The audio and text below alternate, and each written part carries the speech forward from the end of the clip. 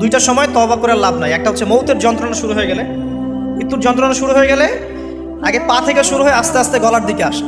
হাদিসে যেমনটা এসেছে, সূরা ওয়াকিয়ার মধ্যেও আছে যে পায়ের দিক থেকে যন্ত্রণা শুরু হয়ে আস্তে আস্তে আস্তে আস্তে এই গলার দিকে আসে, এবং আত্মাটা গলার এখানে যখন চলে আসে, এখান থেকে মালাকুল মউত আত্মাটাকে নিয়ে চলে যায় এবং চোখ দিয়ে তাকিয়ে থাকে মানুষ। রুহটা চলে গেলে মানুষ চোখ দিয়ে তাকিয়ে থাকে, দেখবেন এই কারণে মৃত ব্যক্তি তাকিয়ে থাকে, চোখ খোলা থাকে। এবং তখন আসমান থেকে সিঁড়ি নামিয়ে দেওয়া হয়, ওই সিঁড়িতে করে আত্মা চলে যাচ্ছে, ও তাকিয়ে দেখে যে আত্মা চলে যাচ্ছে। এবং মানুষ মারা যাওয়ার পরে চোখ জীবিত থাকে অনেকক্ষণ।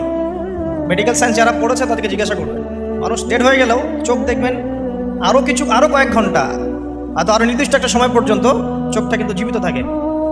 এই জন্যে চোখ বন্ধ করে দিতে হয়। যাই হোক, যেটা বলছিলাম যে মৌতের যন্ত্রণা শুরু হয়ে গেলে তওবা করে লাভ নাই, তওবার দরজা বন্ধ। আর পশ্চিম দিক থেকে সূর্য উঠে গেলে তওবা করে লাভ নাই, তওবার দরজা বন্ধ।